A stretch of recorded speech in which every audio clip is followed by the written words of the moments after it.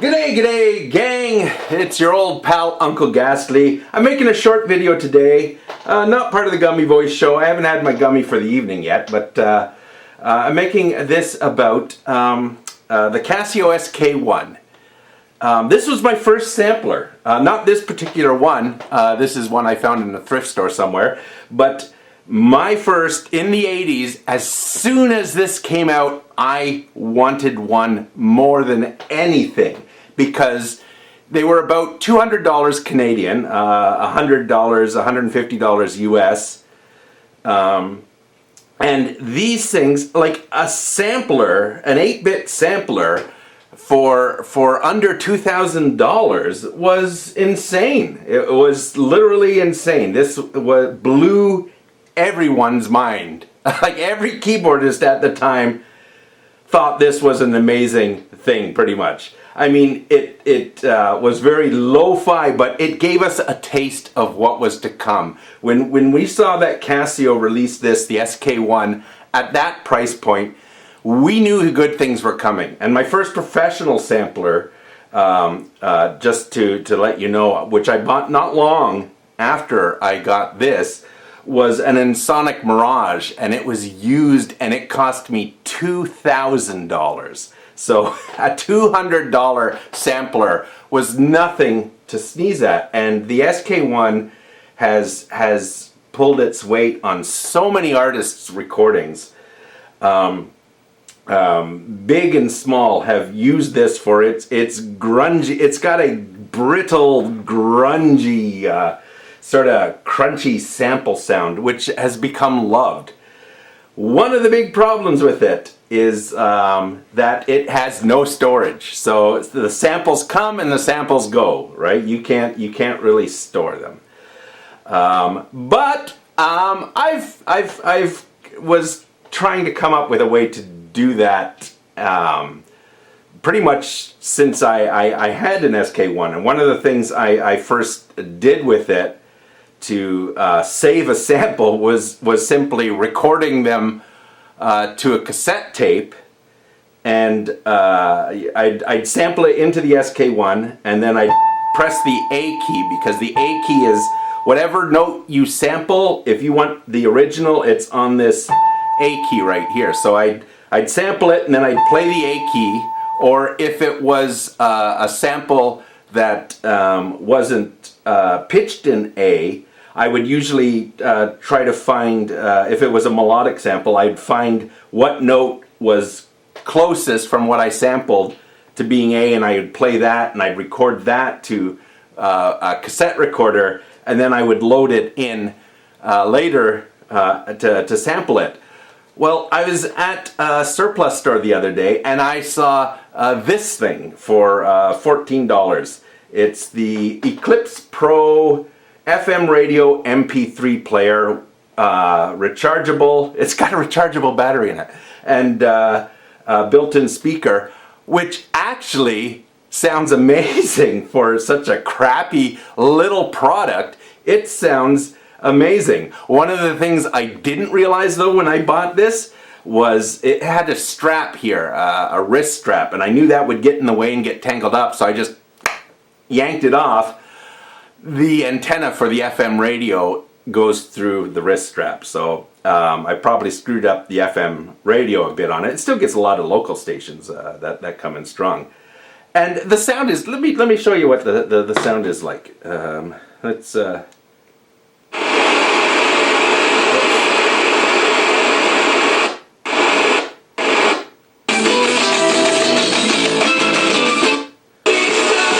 It's loud.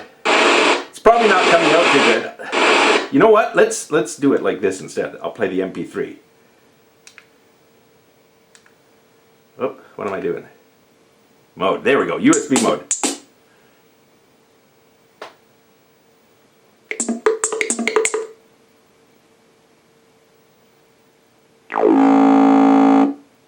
So that's what I did is I tried to calculate based on the 1.4 second sample time what would be the optimal BPM to record a loopity-doo. And I worked it out using math, and so it's a 1.4 second sample time, right? Which divided by 4 is 0.35 seconds per beat. So if you were having it in a 4 beat based sample, then it would be 3.5 seconds per beat, which means over the course of a minute, that would come to 171.42857 one, and then it would repeat that the decimals.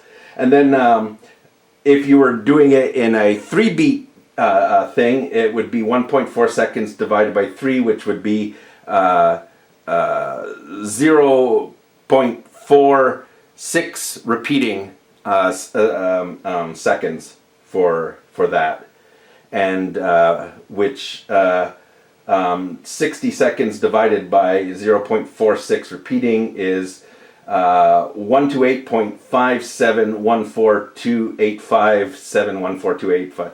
So you get it. Anyways, so what does that mean? Well, that means if you're recording in 4/4 time, your best tempo to get a loopable measure would be to record something at 171 beats per minute. Even though the actual beats per minute is a decimal points higher than 171 beats per minute, 171 will give you your best time, so that your sample isn't rolling over and sampling part of the next bar. It'll get you almost a complete bar's worth, which will sound great. And the same thing for 3/4 time. If you're recording a loop in a 3/4 based time signature, then 128 beats per minute would be a really good time signature to record a 3/4 based. And then you just do the math for any other. You want the time of your sample to be less than whatever the beat per minutes you work out for a 1.4 second sample, so that it doesn't loop into the next bar of it. So as a proof of concept, what I did is this little thing too. It has an SD card, and I'm just using a USB stick for now. What I did was I just made a few. I made a note using Caustic, which is this software for Android and Apple and PC. And it's an awesome piece of software. If you want to get into just goofing around with electronic music and you're not a musician, get Caustic. It's free, and you'll love it. I love it. It lives on all my Android devices, and it lives on my PC. And I'll just use it for if I need a loop pattern, right? You can build an entire song with it. And there's certainly people that do. I don't really work that way with that software, but I will use it to create a sample. I'll use it to create a looped pattern, which I can load into a sampler.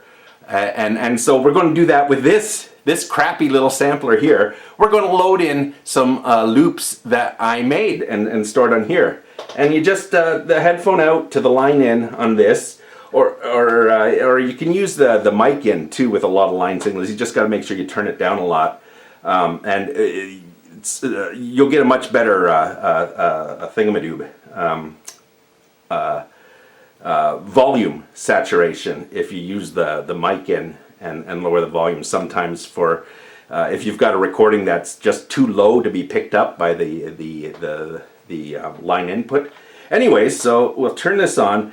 Now this, it's a $14 MP3 player. You have almost no control over it. You have the different modes where it plays stuff FM, and then this is to make it either show the clock or play MP3s. Oops, my thing turned off. Play MP3s or and to select, are you playing it from the USB or you're playing it from the SD card, because I guess you can have both at once. And I think it has some sort of folders in it. The manual is useless. It tells you nothing other than that this is an MP3 player. You would think that it would be a matter of, oh, if I'm listening to FM, then I'd hit 107.5 and I'd get 107.5. Or if it's an MP3 player, then I would hit 12 and I would get the 12th MP3 on that. That doesn't seem to do it. So it plays the MP3s one after another. At least I haven't found another way yet to do it. I haven't played with it much.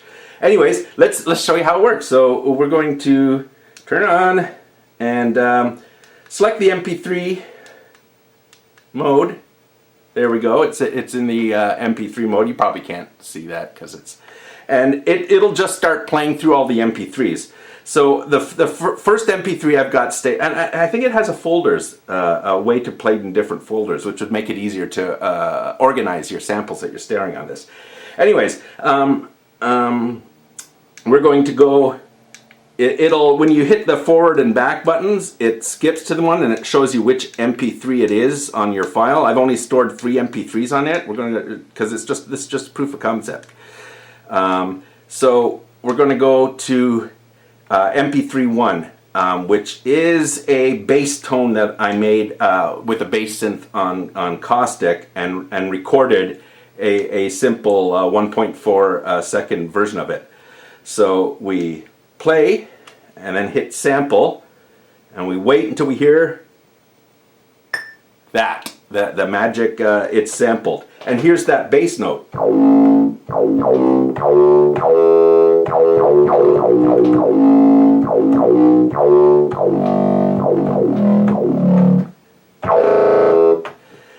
And yeah, that's a great way to start a thing. Now let's try it. Let's try a loop now. So we go to let's see which loop would be a good one. Probably let's try loop 2 first.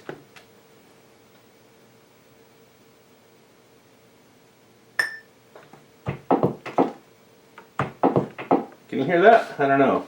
Let me turn it up. So then you hit the loop set and it'll just loop through that sample and you've got a beat.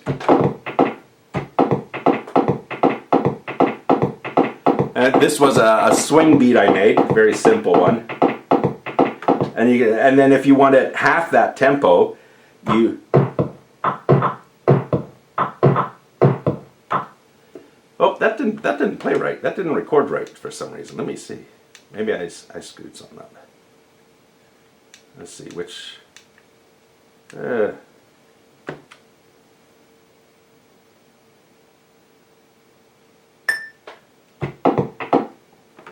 we go. That sounds better.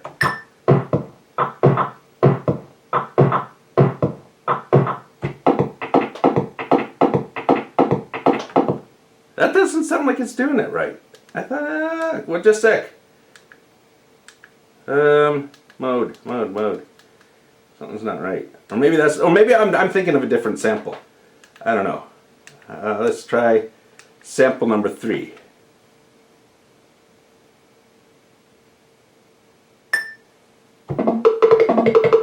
Yeah, that one sounds a little better.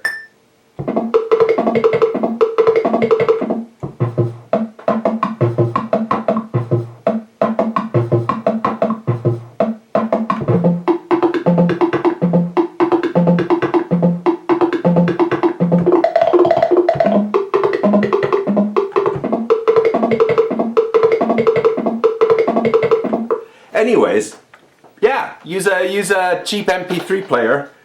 It works pretty good, right? And you've got you can then edit your samples on the computer and save them here. The one thing I had to do with this MP3 player to get it to work properly was it seems to have a feature in this where at the end and the beginning of an MP3, it just quickly gates the volume to, I assume, to avoid any clicking when a new MP3 comes into play, because sometimes if the volume levels aren't matched, you get a click. So it does like a really quick fade in, fade out on every MP3. So what that means you have to do is, when I made these MP3s to sample into here, I put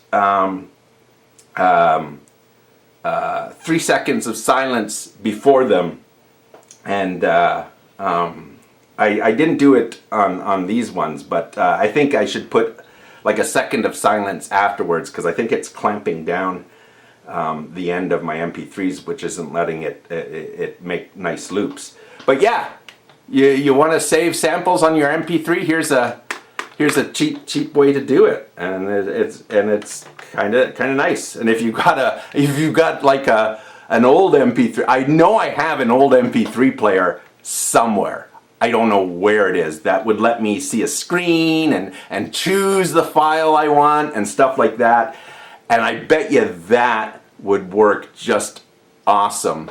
Or you could even just, on your phone, store a whole bunch of MP3s that you then play from your phone into the thing. You don't need something like this. I just thought something like this would be good if I ever circuit bend one of these things. I've got a whole bunch of these. Like I said, this isn't my first one. My first one lives in my basement, and I kind of turned it into more of an art piece because I had dropped it at one point and broke it, and then I later fixed it and got it back working again. And I did a hack so it had a full-sized keyboard on it instead of these mini keys, because I'm not a big fan of the mini keys normally. And yeah, so yeah, there you go. You can store your samples on your SK1, and if you're circuit bending it, well, then you could even take something like this apart and build it into whatever enclosure your circuit bent final SK1 is going into. That's pretty neat. There's a lot of information on circuit bending these. I've often considered circuit bending one of mine, but it takes a lot of time and a lot of work, and I don't know if the payoff is that big for the kind of music I make. But some people, they love doing I've circuit bent other little toy keyboards and stuff like that I've had, and it's great fun. It's a good hobby, and it's very creative. So anyways, yeah, you want to load samples on your old SK machines that had no storage and save them. Make the samples 1.4 seconds. So 171 BPM for a 4-beat, and 128 BPM for a 3-beat, and any multiple of that, I guess, if the beats are slower or faster, I guess. But yeah, that's how you do it. Good stuff.